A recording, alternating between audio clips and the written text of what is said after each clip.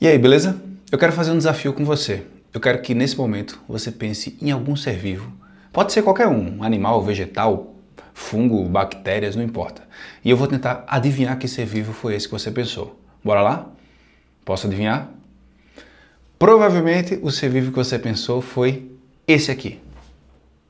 Já pensou se eu tivesse acertado? Bom, caso eu tenha errado, eu vou então ser menos específico. Eu vou tentar adivinhar alguma característica que esse seu ser vivo apresenta. E eu tenho certeza que agora eu vou acertar. Provavelmente, esse seu ser vivo é composto por células. E como é que eu sei disso? Eu sei disso porque não importa se você é um torpedo em forma de salsicha, se você é uma célula nervosa com um comprimento 10.000 vezes maior do que a sua espessura, não importa se você é um paramício que anda por aí balançando seus cílios, se locomovendo, se você é um ser vivo, então você é composto por células. E o mais fascinante nisso tudo é a grande diversidade de tamanhos, de formas, de funções, de necessidades químicas. São tantas possibilidades nesse mundo celular que, inclusive, eu queria saber de você.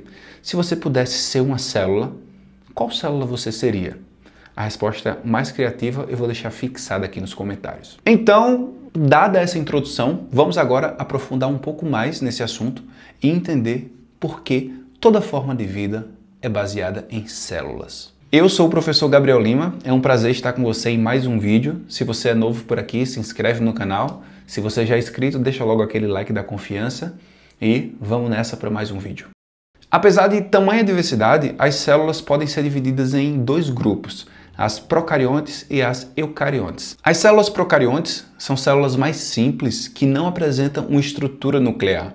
E os seus principais representantes são as bactérias e as arqueobactérias. Já as células eucarióticas, elas correspondem a nada mais, nada menos do que todos os seres vivos do grupo dos animais, das plantas, dos fungos e dos protozoários. Nesses grupos de eucariontes podem existir desde indivíduos unicelulares, como uma ameba, por exemplo, até indivíduos multicelulares, como nós. Mas vê que legal, apesar dessas diferenças que eu mencionei, existem 4 características que todas as células, sejam elas procariontes ou eucariontes, apresentam. Todas elas possuem membrana plasmática, todas elas apresentam citosol, todas elas possuem cromossomos, que carregam os genes na forma de DNA, e todas elas possuem ribossomos, que nada mais são do que as fábricas de produzir proteínas. E aí você pode me perguntar, mas e os vírus, Gabriel? Eles não são seres vivos? Não, justamente porque eles não apresentam célula,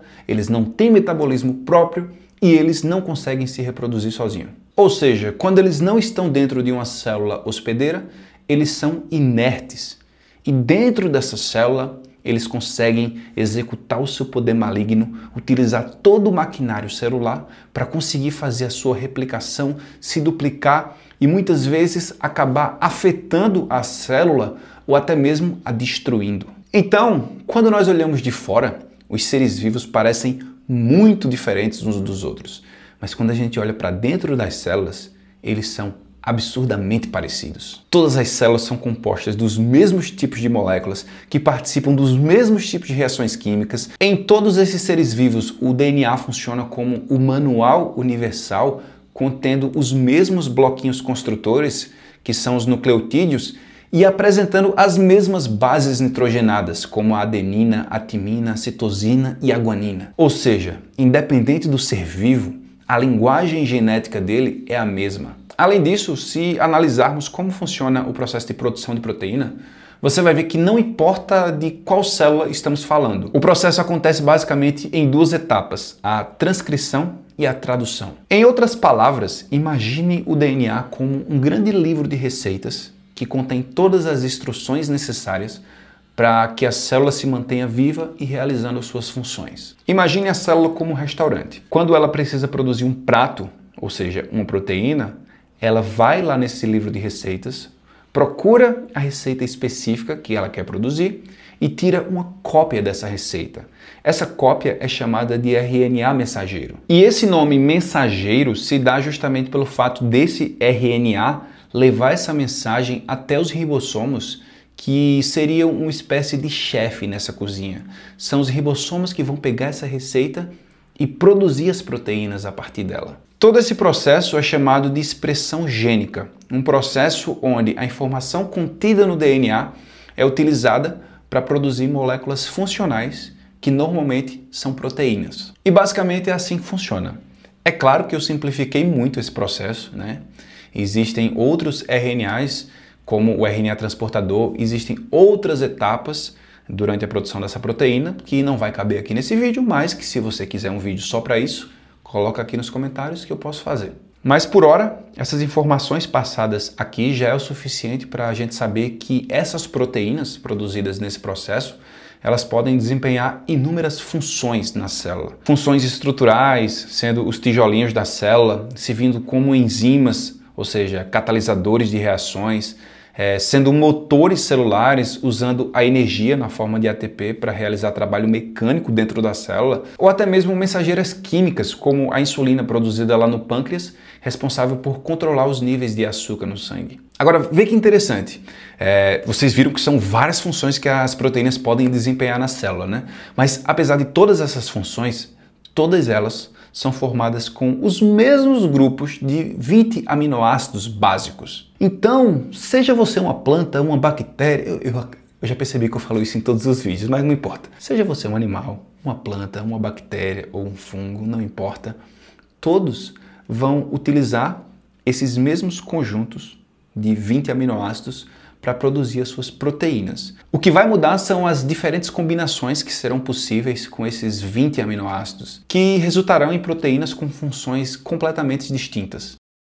Um outro ponto bastante legal é que se você analisar as nossas próprias células, você vai ver que elas são muito diferentes estruturalmente umas das outras e funcionalmente também. As células nervosas, as células ósseas, as células de defesa, células musculares, elas apresentam muitas diferenças. Mas apesar dessas diferenças, elas compartilham o mesmo DNA, porque todas foram originadas inicialmente da mesma célula, o zigoto, fruto da fecundação entre o óvulo e o espermatozoide. Esse zigoto formado começou a se dividir, formando 2 células, depois 4, depois 8, depois 16 e assim por diante. E em geral, todas essas células formadas, elas recebem uma cópia idêntica do DNA. Mas se todas elas apresentam o mesmo DNA, por que dessas diferenças? Justamente porque a diferença não está no DNA em si, mas sim em quais genes são ligados ou desligados em cada célula. Numa célula muscular, os genes ligados são os que produzem proteínas de contração, enquanto que numa célula nervosa, os genes ligados são os que produzem moléculas de comunicação, como os neurotransmissores, e assim por diante. E todo esse processo é chamado de expressão gênica diferenciada.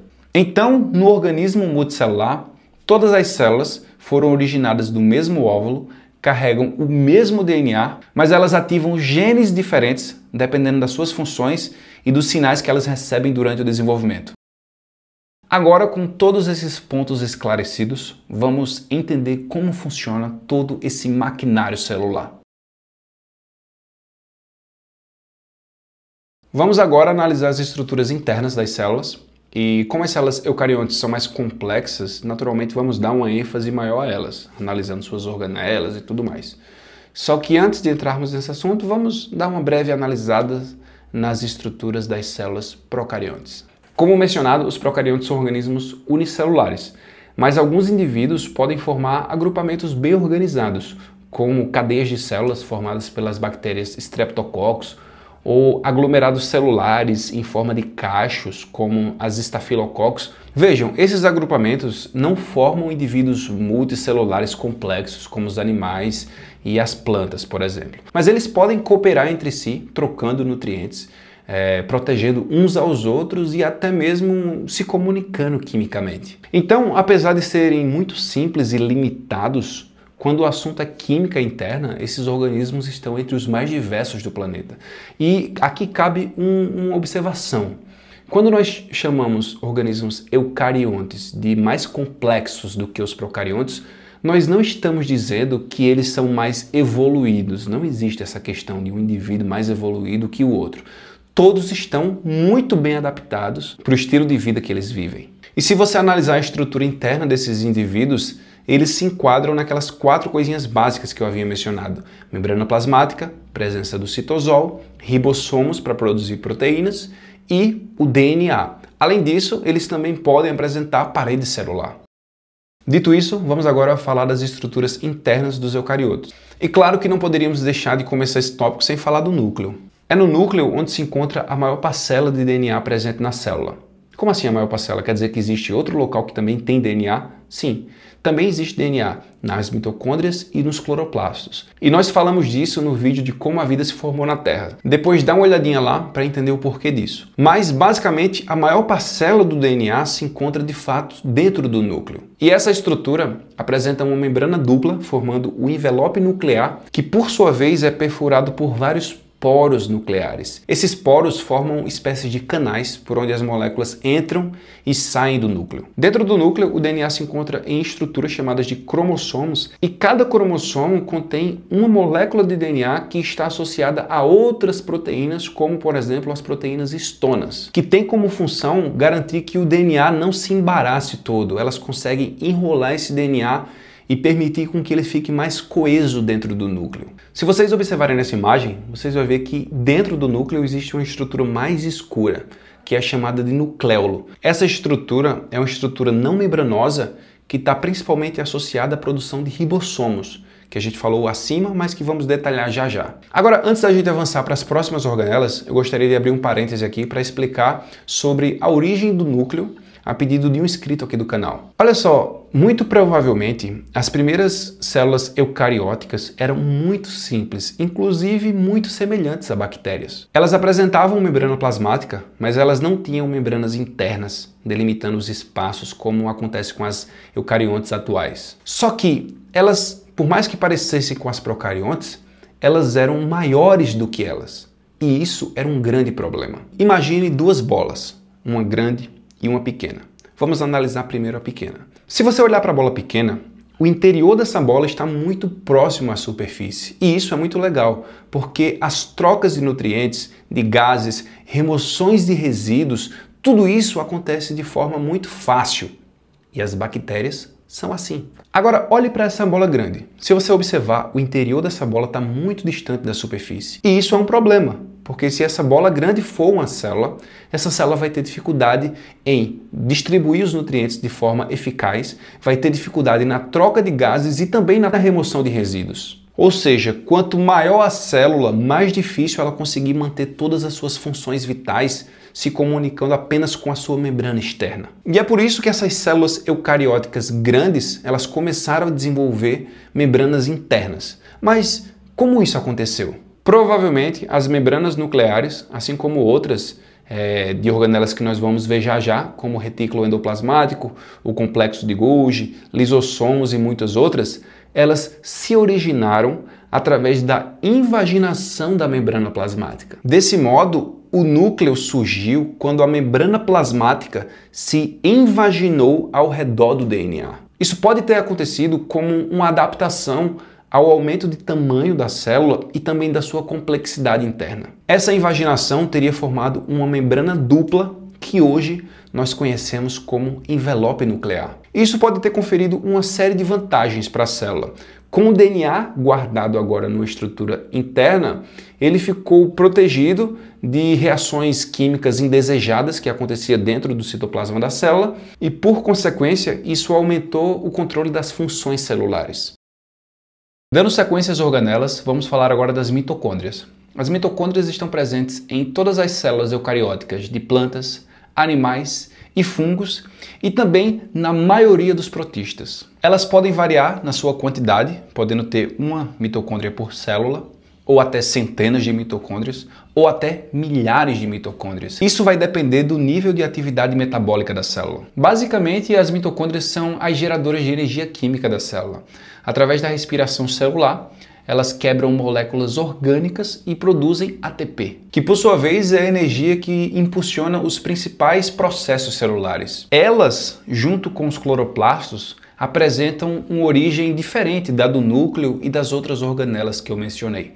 Então, se você quiser descobrir como foi essa origem das mitocôndrias e dos cloroplastos, clica no vídeo Como a Vida se Espalhou na Terra, que eu já gravei aqui no canal, que lá a gente fala sobre isso. E agora falando dos cloroplastos, os cloroplastos são organelas presentes nas células vegetais e também em muitas algas.